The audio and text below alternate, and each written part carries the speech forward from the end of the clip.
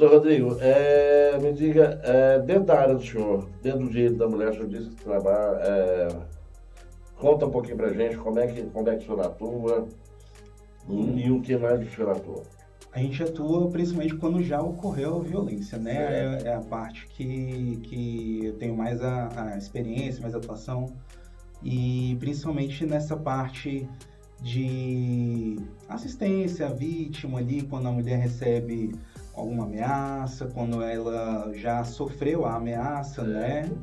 Certo. Também de assistência à família, né? Aos filhos, principalmente, Ou dessa seja, mulher. por exemplo, o sujeito chegou lá e casado com a pessoa, namorado da pessoa, da moça, você xinga ela e eu vou te matar. Aí ela procura o senhor e fala, ele me ameaçou de morte. Isso, e aí a gente já instrui ali a vítima, né, a mulher, as indicações corretas, pedir uma medida protetiva, pedir para elas, caso a gente perceba que o marido, né, tenha muito acesso à residência, para que ela procure uma outra residência de algum conhecido, algum familiar, para que ela possa se sentir mais segura. Acionamos também a polícia, né? Principalmente direto ali na delegacia da mulher, porque a gente tem percebido que em outras delegacias eles não têm esse atendimento tão prioritário assim. Não é bem a Não área, é bem né? a Aí área. eles ficam meio receosos, parece, né? E não só por isso, é porque também tem tantas outras demandas, né? Então eles não podem dar uma atenção especializada. Então aqui a gente tem o auxílio da delegacia da mulher, que eles têm ali, além da especialização, né? Eles têm atenção prioritária para esse tipo de caso. Então ali eles vão dar todo o suporte para a vítima, vão dar inclusive apoio psicológico, né? Eles têm um acesso a um psicólogo. E com isso a gente vai ali tentando fazer com que a vítima se afaste do agressor, né? Essa que é a intenção, evitar o pior, que seria ali um homicídio, uma tentativa de homicídio, né? E basicamente minha área de atuação é nesse sentido, assim. A do senhor também caminha mais ou menos por aí, né, doutor? Perfeito. A gente vai até para o pod ficar mais rico, eu vou focar aqui na questão do agressor. Sim. Né? Acontecido o fato, o agressor ele vai receber muito provavelmente uma medida protetiva de urgência, vedando a aproximação, contato com os familiares ou algo do gênero. Sim. E aí, quando esse agressor chega para o atendimento, o meu papel é o quê? É não piorar a situação dele. Porque muitas vezes o crime que ele cometeu foi um xingamento, foi uma injúria, calúnia, foi uma via de fato, mas que gera inquérito policial, que gera auto-prisão em flagrante. Entendi. A minha missão é acalmá-lo, voltá-lo para a razão e orientá-lo orientá-lo que o melhor a se fazer é cumprir as medidas protetivas, porque senão ele vai estar praticando um outro crime, que é o descumprimento, que recebe uma pena diferente do crime que ele cometeu, muitas vezes até mais grave. Eu também costumo orientá-lo na seguinte questão: a medida protetiva é contra o homem, não é contra a mulher. Muitas vezes a mulher faz contato com ele e ele acha que a mulher tem que receber punição também, mas a mulher ela não é vedado esse contato. Se ela fizer o contato, pode ser que fragilize a medida protetiva de alguma forma, porque ele demonstra que ela não teme o agressor. Mas eu também faço a orientação para ele da seguinte forma: às vezes ele está em um restaurante, está numa padaria, está em um ambiente. Ele me questiona: e se eu estiver nesse ambiente e a mulher chegar, o que eu tenho que fazer? Eu cheguei primeiro. Eu falei: você quer ficar preso ou ter razão? Então, se você não quer ficar preso, se ela chegar, você saia do ambiente. Se ela te ligar, você não atende, faça o print e leve para seu advogado, porque ele vai fazer chegar essas informações até o juiz competente. E aí, o próximo passo é o juiz flexibilizar ou até cancelar a medida protetiva, porque se a mulher está indo ao encontro do homem, por qual razão aquela medida? Exatamente. É até fruto da organização das mulheres, porque quem está no Congresso, quem está no Parlamento, são as associações feministas. Sim. Então, e com razão, elas buscaram proteção, claro, para o sexo delas. Não tirou a razão. E os homens ficaram na defensiva. Tanto é que eu gosto de citar o exemplo, se a mulher agredir, praticar lesão corporal contra um homem, ele vai na delegacia, faz ocorrência policial, responde pelo Código Penal, a mulher, se for pega em flagrante, assina o termo circunstanciado, TC, faz uma transação penal e acabou. Se acontecer ao contrário, o homem é autuado em flagrante delito, não tem fiança, vai dormir no xadrez até a audiência de custódia, vai responder o processo, porque não pode ser beneficiado pela Lei 9.099, não tem acordo, não tem transação penal, não tem nada, ele tem que seguir até o final do processo, para daí, quem sabe, provar a inocência. É muito interessante isso, né, doutor? Esses Sim. dois lados. E até complementando o que o doutor Marco falou, né, essa questão da falsa acusação, infelizmente, né, muitas pessoas se aproveitaram agora dessa abrangência da lei para as mulheres, né, tanto desde da época da criação da Lei Maria da Penha, que foi na época uma luta para fazer essa aprovação, né, teve que entrar até direito internacional para conseguir aprovar essa lei. E infelizmente existem alguns grupos pequenos assim que fazem um mau uso dessa lei, né? Instigam ali às vezes que nem eu estava conversando com o Dr. Marco ali, os filhos a cometerem determinadas atitudes ali dentro da casa do pai, por exemplo, num dia de guarda compartilhada, né? E acaba provocando essa falsa acusação e realmente fica muito difícil depois de reverter. Então, acho que isso acaba prejudicando as próprias mulheres como um todo. Um grupo pequeno prejudica todo mundo. Eu acho que a lei ficou muito dura por um lado, né? Ela ficou muito direcionada, muito dura, né? E sem ver o histórico de ambos os lados, né? Eu acho que deveria haver uma análise mais aprofundada. A questão cultural ou histórica que eles falam é o seguinte: hoje tá assim, o homem está aqui em cima, a mulher está aqui. Então, na medida que os dois vão se equivalendo, a lei vai diminuir no seu alcance. Uhum. Agora, por outro lado, como a sociedade ela está há anos dessa forma, talvez vai levar um tempo para que isso aconteça.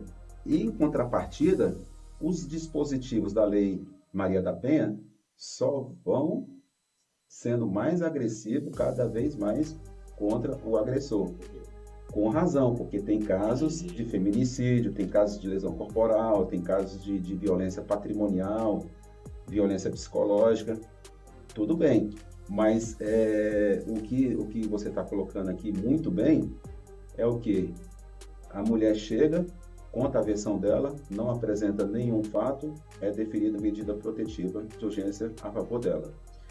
Para o homem desconstituir essa medida protetiva, ele tem que fazer uma jornada. Uma jornada.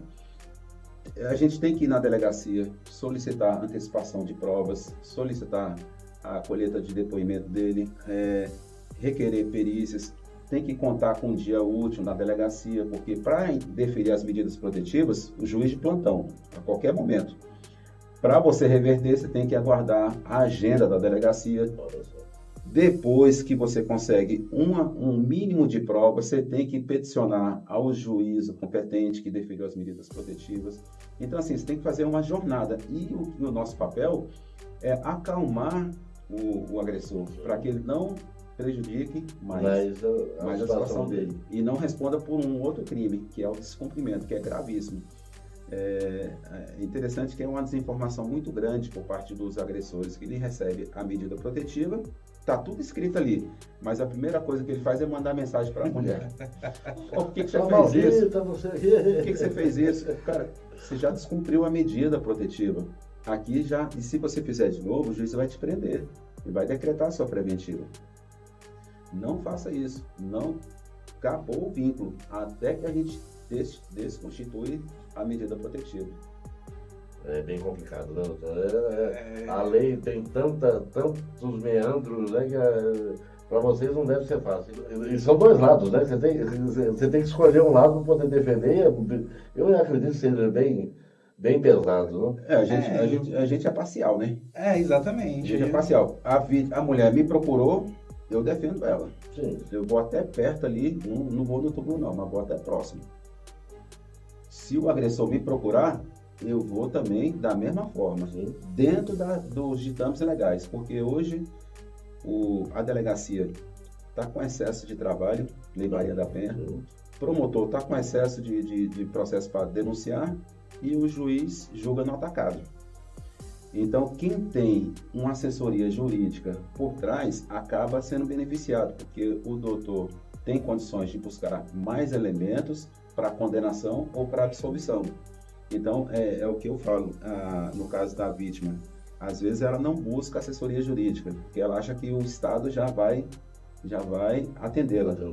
Mas não é suficiente, porque senão o processo dela pode dar uma absolvição por insuficiência de provas, por falta de zelo de buscar um elemento a mais, porque o Ministério Público, coitado, ele está cheio de processo, então ele está fazendo um atacado.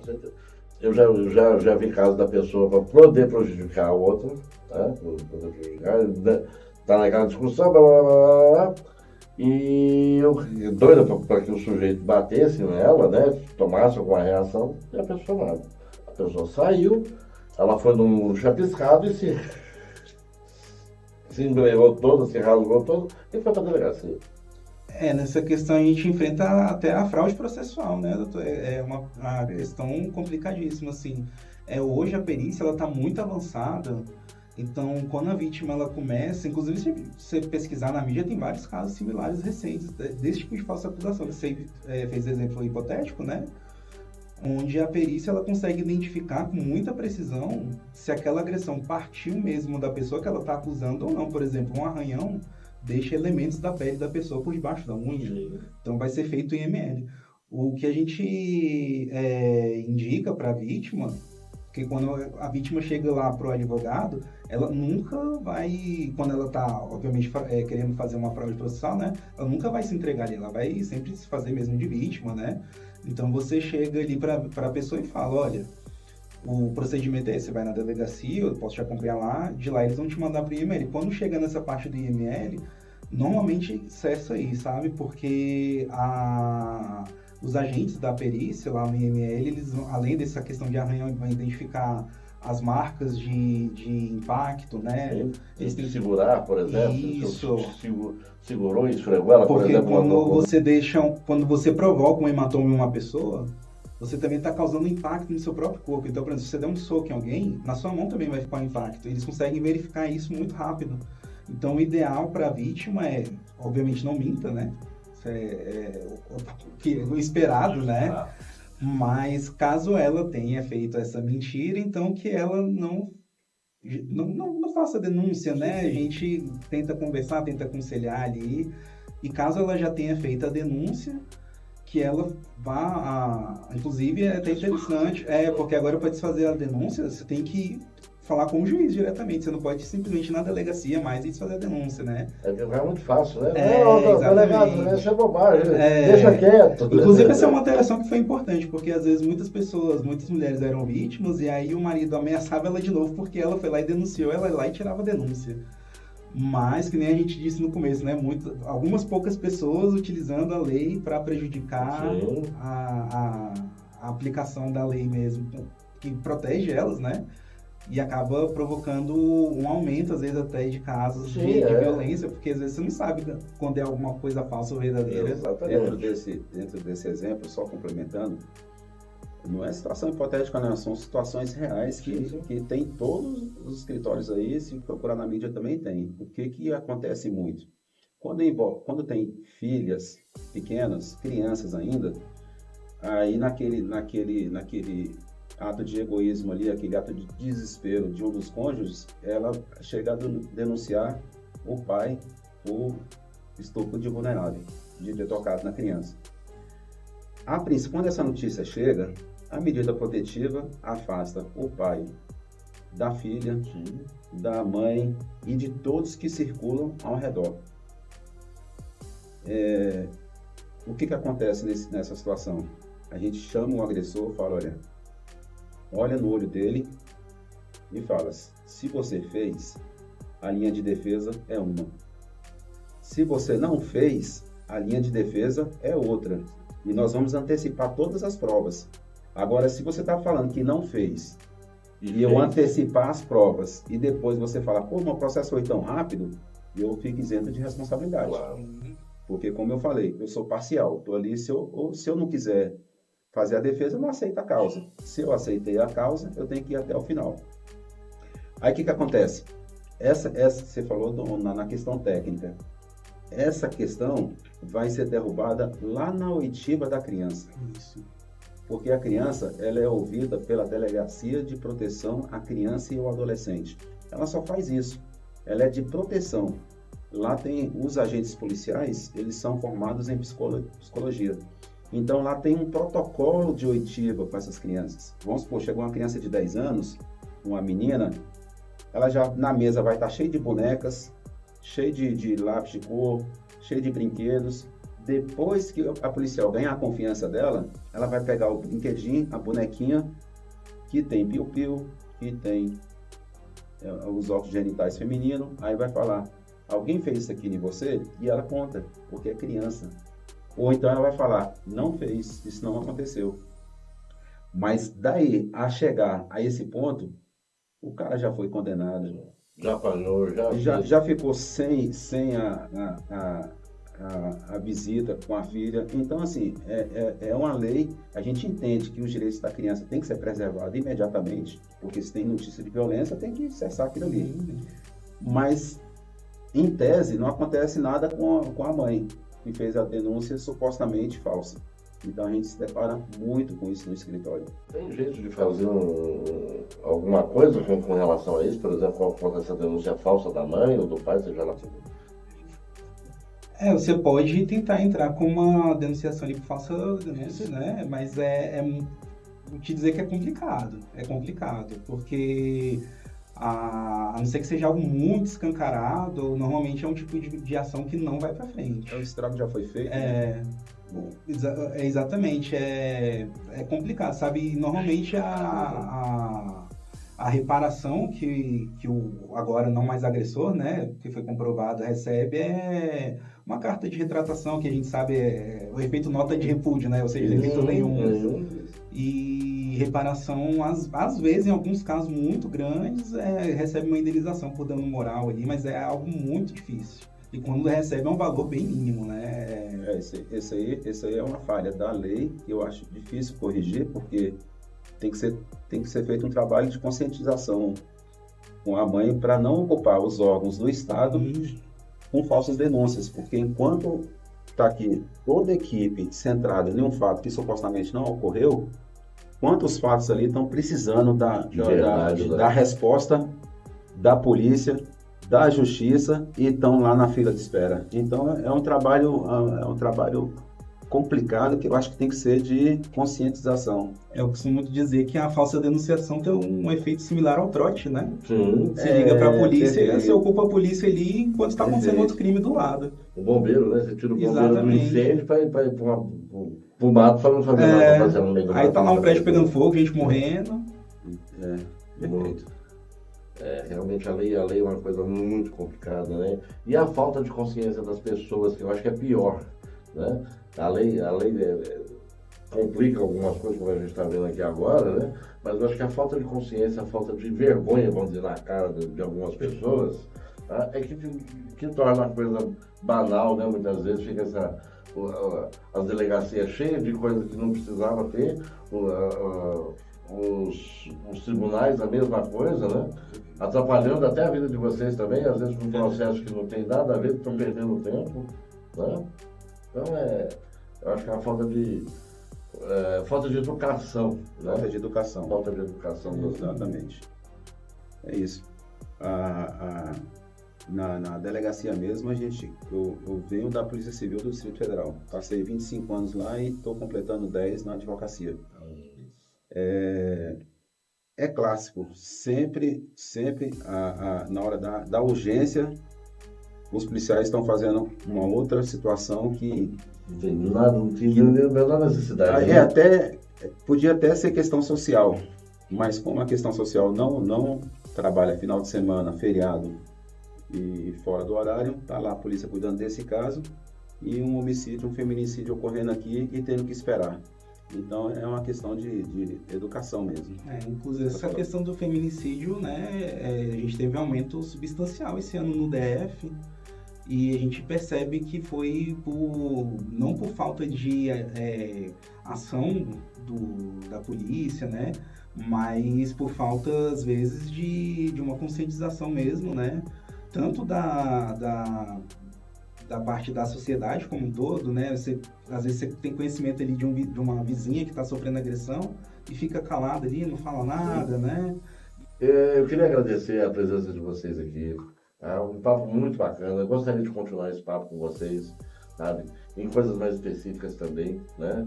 O direito é muito amplo. Isso aqui dá horas e horas de conversa, né? Então, eu gostaria das considerações de vocês, redes sociais, os contatos de vocês, para que as pessoas que estiverem em dúvida, estiverem passando algum problema dentro dessa área, que procurem vocês, entendeu? E as considerações finais, por favor. Vamos começar com o senhor, doutor? Certo. A pessoa pode me encontrar no telefone 61 99901 5090. Não é telefone de telepizza, apesar de parecer. Ou nas redes sociais eu tô fazendo uma reformulação do meu Instagram, né? Que tô abrindo um escritório novo agora com uma sócia e aí a gente tá reaproveitando. Mas por enquanto eu atendo pelo Instagram no Rodrigo Correia Advogado, né? Então só procura lá, Rodrigo Correia Advogado que encontra. E deixar aí um adendo, né? De essa questão de violência, não façam falsas denunciações, né? Procurem, antes de fazer uma besteira assim, procura um conselho de um advogado, da família, sabe? Porque você prejudica a outra pessoa, obviamente, né? Você se prejudica, você prejudica a sua família, prejudica a própria aplicação da lei como um todo. Você, como a gente falou, né? Você está passando um trote, né? É uma coisa muito infantil. E caso você conheça tem algum conhecido que esteja passando por essa situação, né, indique para ele procurar um advogado, que é sempre importantíssimo ter uma assessoria jurídica aí. Com certeza. Doutor? Perfeito. Eu sou Marco Roberto Carvalho, conforme já dito. Eu tenho um escritório em Águas Claras. Sou autor desse livro aqui, O Advogado da Lei, Maria da Penha. Aqui eu trago bastantes orientações, tanto para o agressor quanto para a vítima, naquelas questões que a vítima tenta fazer um registro de ocorrência e não consegue, principalmente quando envolve violência psicológica, violência patrimonial, aqui eu explico tudo. E agradecer à Rádio 98.1 FM aqui do Guará pelo convite e dizer que estou muito satisfeito de compartilhar esse conhecimento para a parcela gigantesca da sociedade que anda carente de conhecimento.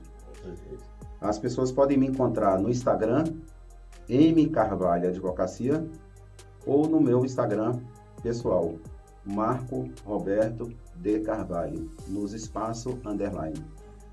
E no telefone 61 999 71 90 57. Muito bem. Doutores, muito obrigado pela presença. Um papo muito bom, muito agradável. Sei que faltou muita coisa da gente conversar aqui, mas infelizmente o tempo é curto.